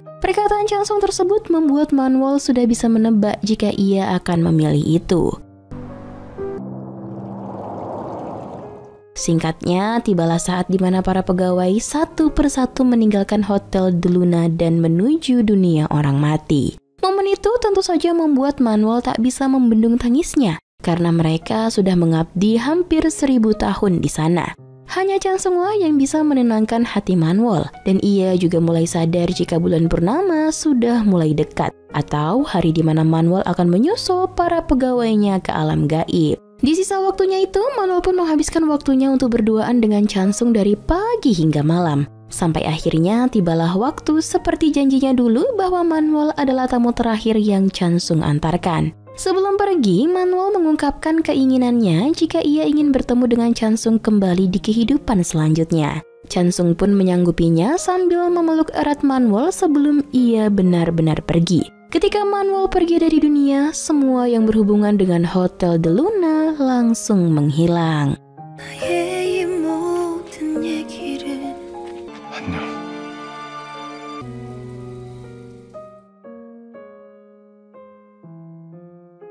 Singkatnya, beberapa tahun pun sudah berlalu. Chansung hidup normal layaknya manusia biasa. Tapi selama itu, Chansung tak pernah meminum ramuan penghilang indera keenamnya. Di akhir film, terlihat semua pegawai Hotel de Luna sudah bereinkarnasi. Begitu juga dengan Manuel yang menjadi seorang wanita biasa. Yang saat ini, ia sudah bertemu dengan Chansung dan mereka pun akhirnya bersama kembali. Yap, dengan begitu, cerita pun selesai.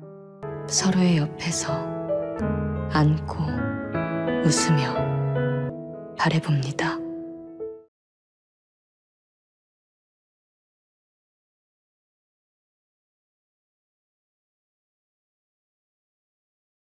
Film dimulai memperlihatkan Kang Il yang datang ke rumah sakit dalam keadaan terlambat. Sang istri baru saja menghembuskan nafas terakhirnya. Menangis tidak percaya, Kang Il terus menyebut nama istrinya sambil memeluknya. Hari-hari berlalu, Kang Il melanjutkan hidupnya sendiri yang kosong dan terasa hampa. Sementara itu, di sebuah rumah sakit, seorang dokter cantik bernama Misu bersama temannya memeriksa seorang pasien yang dibawa oleh suaminya. Misu yang melihat tubuh pasien terdapat luka lebam mengira pasien itu telah dianiaya oleh suaminya. Melihat hal itu, Misu pun memberikan obat sekedarnya dan menyuruh suami pasien untuk membawa istrinya segera pulang. Namun, ada kekhawatiran dari suami pasien mengenai obat yang diberikan oleh Misu. Melihat keadaan istrinya yang tengah kritis itu, suami pasien protes kepada Misu. Tetapi, Misu malah memarahi suami pasien karena meragukan dia sebagai dokter. Tak berapa lama, pemadam kebakaran mendapat panggilan darurat untuk melakukan penyelamatan darurat. Di TKP, mereka melihat seorang wanita pingsan di tengah jalan. Yang ternyata, wanita itu pasien yang disuruh Misu pulang. Mereka pun menolong dan membawanya ke rumah sakit. Di rumah sakit, suaminya mendapat keterangan dari dokter bahwa keadaan istrinya sudah sangat parah dan memarahi suaminya karena tidak membawa istrinya ke rumah sakit lebih cepat. Ternyata pria itu mengamuk kepada dokter. Kang Il yang melihat itu berusaha menenangkan pria tersebut, tapi Kang Il malah dipukuli. Namun, Kang Il akhirnya berhasil menenangkan pria tersebut. Karena diagnosis yang salah itulah, Misu dan temannya dimarahi dan diskors untuk waktu yang belum ditentukan. Bahkan, Misu pun harus menjalani persidangan dan lisensi dokternya terancam dicabut. Misu pun berkonsultasi kepada pengacaranya. Pengacaranya menasihati Misu untuk meyakinkan Kang Il, pemadam kebakaran yang sebelumnya diserang untuk bersaksi dan menuntut suami pasien. Dengan begitu, suami pasien akan berada dalam situasi sulit dan mungkin saja mencabut tuntutannya. Misu mulai mendekati Kang Il dan membujuknya untuk menuntut pria yang telah memukulnya. Tapi semua itu tidaklah semudah yang Misu kira. Kang Il malah tidak mau menuntut pria yang telah memukulnya. Menurut Kang Il, siapapun bisa bertindak begitu jika mengalami kondisi seperti pria tersebut. Kang Il pun mengusir Misu yang terus memaksanya untuk menuntut pria tersebut. Misu yang frustasi usahanya merayu Kang Il gagal mencoba berbagai cara untuk merayu dan mendekati Kang Il. Mulai dari berdandan cantik sampai mengajak Kang Il pacaran. Namun semuanya tidak ada yang berhasil. Sampai suatu hari, Misu berdiri di atas jembatan untuk menarik perhatian Kang Il. Kang Il menyuruh agar Misu segera turun. Namun tiba-tiba saja Misu terpeleset. Dari kejadian itu, Kang Il malah melaporkan Misu ke polisi karena dianggap telah mengganggu para anggota pemadam kebakaran. Mendengar berita itu, Misu merayu kedua polisi yang menangani kasusnya agar memberikan keringanan hukuman. Kali ini usahanya berhasil, dan ia pun membawa kedua polisi itu untuk makan bersama. Akhirnya, Misu dan temannya ikut dalam pelayanan masyarakat memantau para tim kebakaran. Selepas itu, Misu mengusulkan kepada kapten pemadam kebakaran untuk mengadakan pesta penyambutan mereka. Mereka pun makan bersama. Tidak lama, pesta berakhir, namun Misu sengaja tidak pulang demi bisa minum sekali lagi dengan Kang Il. Ternyata, Misu memiliki berbagai macam cara untuk meluluhkan hati Kang Il. Kang Il terus saja menolak ajakan Misu. Sampai tiba-tiba saja Misu terjatuh tak sadarkan diri. Melihat Misu terjatuh, Kang Il panik dan langsung menggendong Misu untuk membawanya ke rumah sakit terdekat. Namun di tengah perjalanan, Misu sadar dari pingsannya dan menyuruh Kang Il untuk menurunkannya. Ternyata Misu memang memiliki penyakit yang membuat ia bisa secara tiba-tiba pingsan. Misu menjelaskan penyakit ini bukanlah penyakit yang serius. Usaha Misu ternyata tidak sia-sia. Akhirnya Kang Il menuruti ajakan Misu dan pergi minum bersamanya. Saat sedang minum bersama, mereka terlibat perkelahian dengan salah satu pengunjung yang marah. Tidak terima melihat Kang Il dipukuli oleh pria tersebut, Misu menggigit kuping pria tersebut dan mereka pun berakhir di kantor polisi. Para anggota damkar yang mengetahui kejadian itu segera menyusul mereka ke kantor polisi. Setelah kapten bernegosiasi dengan kantor polisi, akhirnya Kang Il diizinkan pulang sedangkan Misu tetap ditahan karena telah menggigit kuping pria tadi. Paginya ketika Kang Il sadarkan diri, teman yang membawanya pulang memberitahunya kalau Misu masih berada di kantor polisi karena usahanya membantu Kang Il berkelahi tadi malam. Merasa bersalah, Kang Il pun langsung menuju kantor polisi untuk menjemput Misu. Misu yang saat itu tengah asik dengan kawan polisinya akhirnya pulang bersama Kang Il. Saat di dalam mobil, Misu melihat foto istri Kang Il yang sudah meninggal. Melihat Kang Il yang masih belum bisa menerima kepergian istrinya, Misu terlihat sangat bijak menegur Kang Il. Ia mengatakan harus merelakan mereka yang sudah pergi. Kita yang masih hidup harus tetap semangat menjalani hidup. Ia pun menceritakan kepada Kang Il bahwa ia juga mengalami kehilangan ketika ibunya meninggal. Namun setelah ia mengatakan itu, tiba-tiba telepon Misu berbunyi. Dan Misu refleks saja menjawab telepon yang ternyata dari ibunya itu. Dari situlah Kang Il tahu bahwa Misu berbohong. Setelah menyadari Misu membohonginya, Kang Il pun menurunkan Misu dari mobil. Suatu hari, tim pemadam kebakaran mendapat laporan bahwa ada kebocoran gas di sebuah gudang. Mereka pun langsung menuju ke tempat kejadian dan segera mengatasi masalah kebocoran gas itu.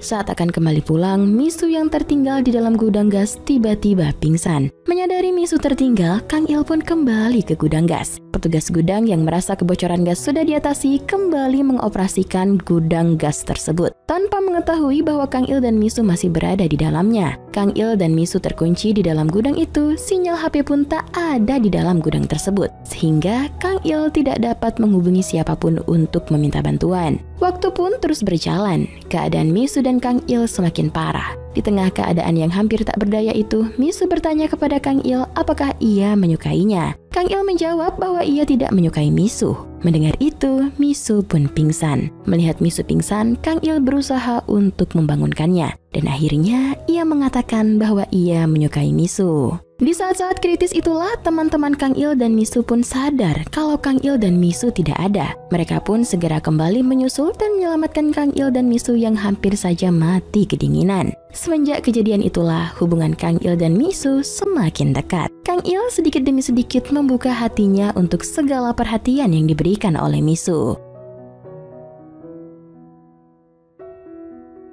Suatu hari mereka pergi ke pantai atas permintaan Misu. Mereka saling cerita. Ternyata Kang Il merupakan mantan tentara yang memutuskan menjadi pemadam kebakaran. Dan Misu menjadi dokter karena dulu ayahnya sakit kanker. Namun karena dulu keadaannya miskin, ayahnya pun meninggal tanpa mendapatkan perawatan yang layak. Sejak saat itu, Misu memutuskan untuk menjadi seorang dokter agar tidak ada lagi orang yang bernasib sama dengan ayahnya. Mereka menghabiskan banyak waktu untuk bercerita. Mereka berdua akhirnya memutuskan untuk makan bersama sambil ditemani beberapa botol soju. Dan saat itu Misu bertanya tentang istrinya Kang Il yang telah meninggal. Kang Il pun menceritakan tentang istrinya. Kala itu Kang Il yang tengah mabuk membayangkan istrinya berada di depannya. Kang Il yang sangat merindukan istrinya mengatakan betapa ia rindu dan cintanya ia kepada istrinya. Sampai akhirnya Kang Il tersadar bahwa yang ada di hadapannya bukanlah istrinya, melainkan Misu yang sedang tersenyum kepadanya. Setelah makan, mereka memutuskan untuk bermalam bersama. Misu melihat Kang Il yang begitu merana, akhirnya tidur di samping Kang Il. Sejak malam itu pula lah, Kang Il dan Misu menjalani hari-hari mereka bersama dan mulai menjalin hubungan. Saat sedang bermesraan dengan Kang Il, Misu meminta kepada Kang Il jangan memaksakan diri dalam pekerjaan dan menghindari bahaya sebisa mungkin. Sepulang dari rumah Kang Il, Misu menemui pengacaranya. Pengacaranya mengatakan jika keadaan pasien yang salah didiagnosa oleh Misu kini dalam keadaan koma. Hal itu makin mengancam Misu. Cara satu-satunya agar Misu memenangkan persidangan hingga lisensi dokternya tidak dicabut, yakni dengan Kang Il menuntut pria tersebut. Malamnya, Misu pun menceritakannya kepada Kang Il. Kang Il yang mendengar hal itu pun mengajak Misu untuk meminta maaf saja kepada suami pasien. Namun Misu menolak ajakan Kang Il. Jika ia meminta maaf, berarti ia mengakui jika ia berbuat salah. Dan hal itu akan membuat Misu kalah di pengadilan. Begitu pula dengan lisensi dokternya yang otomatis akan dicabut. Kang Il berpendapat hal itu lebih baik daripada harus menang di pengadilan tapi seumur hidup akan merasa bersalah. Kang Il pun mengatakan jika Misu terus saja menuntut, maka Kang Il tidak mau Misu ada di hidupnya. Misu pun pergi meninggalkan Kang Il tanpa kata. Setelah beberapa waktu berpikir, hari itu Misu dan temannya pergi ke rumah sakit memutuskan untuk meminta maaf pada suami pasien. Dan ternyata di rumah sakit sedang terjadi kekacauan. Suami pasien mengunci dirinya di kamar. Misu pun mendobrak kamar dan melihat suami pasien dalam kondisi tergantung. Misu segera menurunkan pria itu dan berusaha menolongnya. Saat semua sudah menyerah, Misu berusaha keras dan memohon kepada temannya untuk mencoba menyelamatkan pria itu sekali lagi. Usaha Misu pun tidak sia-sia. Jantung pria itu kembali berdetak. Misu meninggalkan rumah sakit sambil menangis namun dengan perasaan lega. Hari-hari berikutnya, Misu dan Kang Il tidak lagi saling menyapa. Suatu malam ketika mereka bertemu, Misu bertanya, sampai kapan Kang Il bersikap mengacuhkannya seperti itu? Kang Il meminta kepada Misu agar berhenti bersikap begitu karena lelah. Misu pun menjawab, ia juga lelah, bahkan hampir gila. Akhirnya, mereka sepakat untuk mengakhiri hubungan mereka. Kang Il pun pergi meninggalkan Misu yang menangis. Padahal sebenarnya Kang Il merasa sedih hubungan mereka telah berakhir. Di tengah keadaan yang galau, Kang Il pergi minum bersama temannya. Kapten yang melihat Kang Il sedang galau pun menasehatinya. Jangan sampai Kang Il melepaskan orang yang kita sayangi. Begitu pula dengan Misu yang mendapat nasihat dari temannya agar melupakan Kang Il dan tetap melanjutkan hidup. Misu berkata ia harus bisa melakukan itu walaupun hal itu tidaklah mudah. Suatu hari Misu bertemu suami pasien. Pria itu mengatakan ia tahu bahwa Misulah yang menyelamatkan nyawanya. Tapi pria itu tetap saja tidak akan memaafkan Misu, bahkan sampai mati pun ia tidak akan bisa memaafkan Misu. Ia meminta Misu untuk mengakhiri hidup istrinya dengan memencet tombol ventilator istrinya. Akhirnya Misu sadar akan kesalahannya dan memutuskan mengundurkan diri dari rumah sakit. Hari berlalu, saat itu Misu datang ke kantor pemadam kebakaran dan bertemu dengan Kang Il. Mereka mengobrol dan menanyakan kabar masing-masing. Kala itu, mereka mampir ke sebuah gereja. Saat itu, Misu meminta Kang Il untuk membalikkan tubuhnya karena ia ingin membuat pengakuan. Misu pun mengungkapkan semua perasaannya jika ia mencintai Kang Il. Kang Il yang mendengar itu hanya terdiam. Misu pun akhirnya pergi dan berkata kalau suatu saat ia mencari Kang Il lagi, Kang Il harus sembunyi dan jangan mau menemui dia. Setelah Misu pergi, Kang Il kembali ke kantornya. Saat itu, tim pemadam kebakaran mendapat laporan bahwa ada sebuah konstruksi bangunan yang runtuh. Secepat kilat, mereka pun tiba di tempat kejadian. Menurut orang-orang yang berada di sana, semua pekerja sudah dievakuasi. Namun, masih ada satu yang terjebak di dalamnya. Kang Il dan temannya datang memeriksa. Ternyata keadaan korban itu terjepit dan tidak ada cara aman untuk menyelamatkannya. Satu-satunya cara adalah dengan kantong udara. Namun, resikonya membuat bangunan runtuh dan malah akan mengubur mereka semua. Mereka pun menyerah dan memutuskan untuk meninggalkan korban. Tapi Kang Il berpikir lain. Ia tetap ingin menolong korban karena peluang selamat itu masih ada walaupun sangat kecil. Teman Kang Il terkejut dan berusaha mencegah Kang Il. Namun Kang Il tetap pada pendiriannya. Mereka pun tidak bisa menghentikan Kang Il. Saat itu korban bertanya kepada Kang Il apakah ia memiliki belahan jiwa. Pikiran Kang Il lalu melayang teringat akan Misu. Dari situlah ia menyadari masih membutuhkan Misu dan masih sangat mencintai Misu. Di sisi lain, Misu dengan temannya yang masih terjebak macet mendengar berita di radio bahwa ada seorang pemadam kebakaran yang terjebak dengan salah satu korban. Mendengar berita itu, Misu langsung menebak jika itu adalah Kang Il. Syukurlah keputusan Kang Il untuk menolong korban yang terjepit tidak sia-sia. Mereka berhasil keluar dengan selamat. Namun, Kang Il yang kehilangan tenaga dan pingsan segera dilarikan ke rumah sakit dan dibawa oleh mobil ambulans. Saat di perjalanan, ambulans itu terjebak macet. Di sisi lain, kembali diperlihatkan Misu yang mencoba menelpon teman Kang Il dan menanyakan keadaan Kang Il. Di tengah perjalanan menuju ke rumah sakit, Kang Il tersadar dan segera mencari Misu. Ia pun berlari menuju rumah sakit tempat Misu bekerja. Di rumah sakit, ia mendapat keterangan bahwa Misu telah mengundurkan diri. Kang Il pun keluar dari rumah sakit dan secara kebetulan ia melihat Misu yang tengah berlari mencari dirinya. Kang Il meneriaki namanya, lalu menghampirinya dan memeluknya dengan erat saat Misu menangis. Mereka berdua akhirnya kembali bersama dan menciptakan momen kemesraan. Film pun ditutup saat Kapten memperingati anggota baru untuk tidak tidur di hari pertama kerja. Anggota baru itu adalah Misu yang bergabung dengan Kang Il sebagai pemadam kebakaran.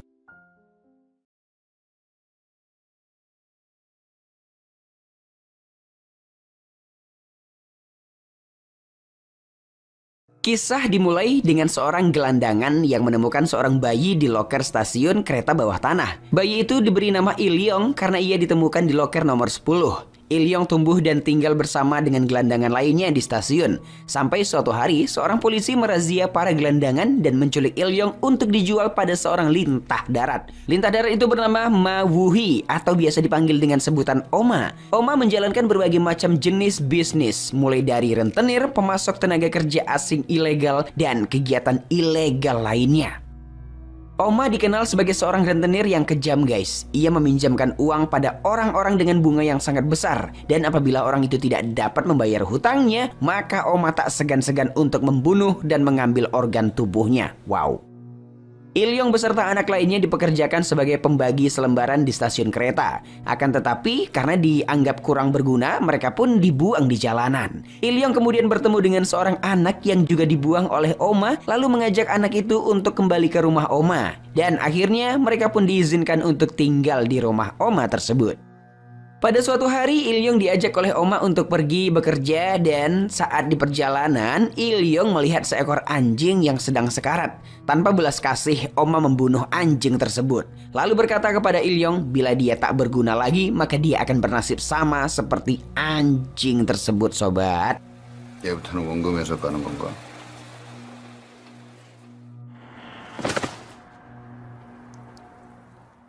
Bertahun kemudian, Ilyong tumbuh dewasa dan dia ditugas oleh Oma untuk menjadi penagih hutang. Ilyong datang ke sebuah tempat perjudian lalu menagih hutang pada salah seorang pria yang sedang berjudi. Bukannya membayar hutangnya, pria tersebut malah meremehkan Ilyong lalu memukulnya dengan asbak. Ilyong pun memperdengarkan suara istri dari pria itu yang sedang disekap. Akhirnya pria itu pun menjadi takut dan Ilyong menyuruhnya untuk berjudi dengan taruhan yang besar. Setelah pria itu memenangkan taruhan, Ilyong mengambil uangnya lalu memukul pria itu dengan asbak sebagai bayaran bunga untuk hutangnya. Ilyong telah tumbuh menjadi gadis yang tidak punya rasa takut berkat didikan dari Oma. Selain Ilyong, Oma juga memiliki 3 orang anak lainnya, yaitu Wogun, Song, dan Hongju. Suatu malam, Ilyong mendapat tugas untuk menagih hutang pada seorang pria yang dimana ayah pria tersebut memiliki hutang sangat banyak kepada Oma. Jadi pria ini harus menanggung hutang ayahnya yang pergi ke luar negeri. 조심하라고. Keesokan harinya, Ilyong pun pergi menagih hutang pria tersebut.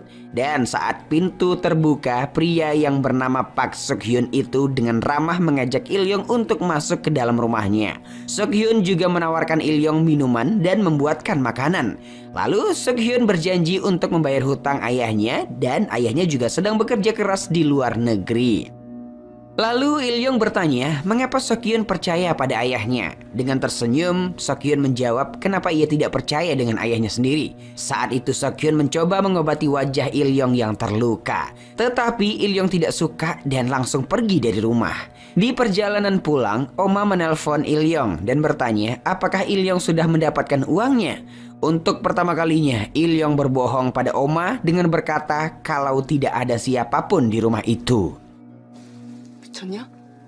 아니 그게 아니고. Selanjutnya, Ilyong datang ke sebuah klub malam karena Song membuat masalah di klub itu. Ketika sampai, Song sedang menghajar seorang wanita yang enggan membayar hutangnya. Ilyong memeriksa tangan Song yang mabuk berat dan benar saja Song sedang berada di bawah pengaruh narkoba. Saat akan pergi, Ilyong bertemu dengan seorang pria yang bernama Chido yang merupakan pemilik klub sekaligus pengedar narkoboy. Ilyong mengancam Chido untuk tidak menjual narkoboy tersebut kepada Song. Keesokan harinya Ilyong kembali datang ke rumah Suk-hyun. Karena Suk-hyun tak mengangkat teleponnya, Ilyong pun menerobos masuk. Ia mengira Suk-hyun telah melarikan diri. Akan tetapi guys, Suk-hyun menelpon dan menyuruh Ilyong untuk datang ke tempat kerjanya. Berikutnya, Ilyong datang ke tempat kerja Suk-hyun dan menunggu Suk-hyun menyelesaikan pekerjaannya. Saat pekerjaannya selesai, Suk-hyun mengajak Ilyong untuk nonton bioskop. Suk-hyun juga membayar sebagian hutangnya. Saat berada di bioskop, Ilyong tanpa sengaja tidur di bahu Suk-hyun dan tumbuhlah benih-benih cinta di antara mereka sobat. Selesai nonton, mereka pergi untuk minum-minum. Di sana, Suk-hyun bercerita tentang masa kecilnya yang kelam dan cita-citanya yang ingin menjadi seorang koki yang hebat. Suk-hyun juga bercerita bahwa ia ingin belajar memasak di Prancis. Namun karena harga tiket yang sangat mahal, Suk-hyun belum bisa mewujudkan cita-citanya. Kemudian Ilyong mengantar Suk-hyun yang mabuk berat ke rumahnya. Saat itu Ilyong terus memandangi Suk-hyun. Namun Oma menelpon membuatnya harus segera pulang. Sesampainya di rumah, Song mencurigai ada sesuatu yang terjadi pada Ilyong.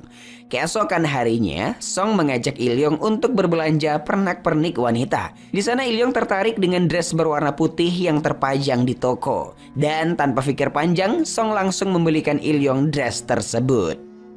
Dan sesampainya di rumah, Ilyong meminta Song untuk memfotonya menggunakan dress itu. Song bertanya, mengapa Ilyong tiba-tiba ingin foto paspor? Bukannya menjawab, Ilyong balik bertanya, apakah Perancis itu jauh? Song bingung dong ya kan melihat tingkah Ilyong. Di tempat lain, Wogun mendatangi Suk-hyun di tempat kerjanya. Tanpa basa-basi, dia langsung menghajar Suk-hyun lalu menagih hutang ayahnya. Ia memberi waktu Suk-hyun 1 malam untuk membayar hutang-hutangnya. Nah, selanjutnya Oma mengajak Ilyong pergi menagih hutang. Alangkah terkejutnya Ilyong ketika Oma menyuruhnya membunuh Suk-hyun agar organ tubuh Suk-hyun dapat dijual untuk melunasi hutang ayahnya. Wow. Untuk melaksanakan tugas tersebut, Ilyong dibantu oleh Hongju. Walaupun Hongju memiliki keterbelakangan mental, namun apabila Oma telah memerintahkannya untuk membunuh seseorang, maka dia akan membunuh orang tersebut bagaimanapun caranya.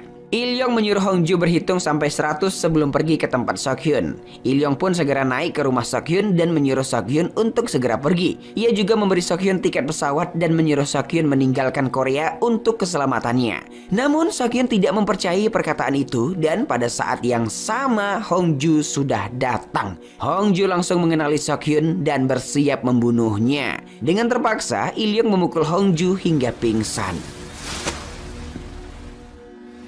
여기도? 뭘까?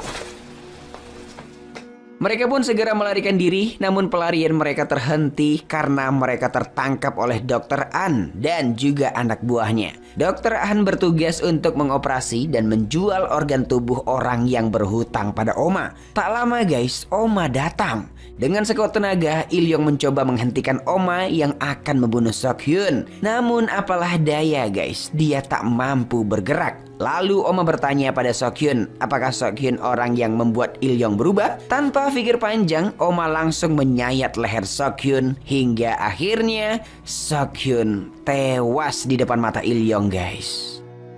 Lalu kemudian Dr. An mengambil pisau dan akan membunuh Il Yong. Namun Oma melarangnya dan menyuruh Dr. An untuk mengirim Il Yong kepada Chido. Saat tersadar Il Yong telah berada di sebuah kontainer bersama dengan beberapa gadis, rupanya Chido akan mengirim mereka ke Jepang untuk dijadikan wanita penghibur. Pada sebuah kesempatan, Il Yong mengambil pisau di jaketnya dan melukai mata Chido dan segera melarikan diri. Walaupun sempat dikejar, namun Il Yong berhasil melompat ke laut dan akhirnya anak buah Chido kehilangan. Keesokan harinya, Oma yang sedang melihat foto Il Yong mendapat telepon dari Chido yang melaporkan kalau Il Yong melarikan diri. Lalu, Oma menemui anak-anaknya yang lain dan menyuruh mereka untuk tidak melakukan apapun sebelum ada perintah darinya. Di tempat lain, pria yang dulu menjual Il Yong pada Oma mendapat perintah dari Chido untuk mencari dan membunuh Il Yong. Lalu Hongju yang dendam kesumat pada Il Yong tidak peduli lagi dengan perkataan Oma. Bahkan ia mengancam akan membunuh Song bila Song melindungi Il Yong. Tak lama Song mendapat telepon dari Il Yong. Namun karena Hongju berada di sampingnya, dia pun berpura-pura mendapat telepon salah sambung. Pada malam hari, Song diam-diam keluar rumah. Namun secara kebetulan dia bertemu dengan Dr. Han yang memintanya untuk memikirkan baik-baik apa yang ia lakukan. Il Yong kemudian mendatangi kedai yang sering ia datangi. Paman pemilik memberi Il Yong sesuatu. Ia berkata Song menunggu di lapangan bisbol. Di tempat lain, Chido dibunuh oleh Oma karena Chido meminta ganti rugi atas matanya yang dilukai oleh Il Yong. Tak lama, Il Yong datang ke lapangan baseball, namun ia tidak melihat Song di tempat itu. Dan saat akan pergi, Hongju muncul di depannya. Il Yong mencoba meminta maaf, namun Hongju yang gelap mata terus saja mengejar dan menghajar Il Yong. Dan saat Il Yong akan dibunuh, Wogen datang untuk menghentikan Hongju. Dan mereka pun berkelahi hingga mereka berdua sama-sama tewas di hadapan Il Yong. Il Yong sangat sedih karena kehilangan kedua saudaranya dan tiba-tiba seseorang memukul kepalanya hingga akhirnya Il Yong jatuh pingsan. Il Yong teringat dengan masa-masa indahnya ketika ia makan bersama Oma dan ketiga saudaranya. Mereka terlihat sangat rukun walaupun tidak memiliki hubungan darah sama sekali. Tak lama guys, Il Yong tersadar dan telah berada di bagasi mobil. Dan saat akan dibunuh, Il Yong melawan dan berhasil merebut senjata orang yang ingin membunuhnya. Pada akhirnya untuk pertama kalinya Il Yong membunuh seseorang. Tak lama Il Yong pun menelpon Oma dan memberitahu bahwa Wogen dan Hongju sudah tewas. Oma hanya terdiam mendengar hal itu. Il Yong berkata kalau ia akan datang untuk membunuh Oma. Setelah menutup telepon, Oma meneguk minumannya lalu berkata dialah orang yang sudah tidak berguna lagi. Di tempat lain, Song sangat menyesal karena telah menjebak Il Yong dan setelah memakai narkoba, dia pun menyayat pergelangan tangannya dan akhirnya ia pun tewas guys. Selanjutnya, Oma mendatangi loker tempat di mana Il Yong pertama kali ditemukan. Setelah menaruh sesuatu di sana, Oma bersiap menunggu kedatangan Il Yong sambil menyantap makanannya. Tak lama Il Yong pun datang. Oma menyuruhnya makan terlebih dahulu. Tampaknya Oma sudah menerima kematiannya di tangan Il Yong. Saat Il Yong menusuknya, Oma melarang Il Yong mencabut pisaunya. Sebelum meninggal, Oma meminta maaf dan memberikan kunci loker kepada Il Yong. Kini Il Yong menggantikan posisi Oma dan saat memeriksa loker, ia menemukan sertifikat adopsi yang menunjukkan bahwa Oma telah mengadopsi Il Yong. Oma juga mengganti nama depan Il Yong sama dengan nama depannya. Selanjutnya, Il Yong memperingati kematian Oma dan dengan begitu film pun selesai.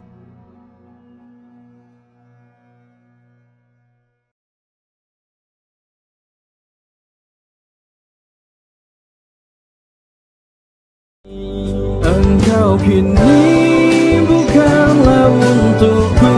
Sungguh ku tahu ingin ku telah jauh. Cukup sudah kau lupakanlah masa-masa itu, saat dulu aku di hatimu.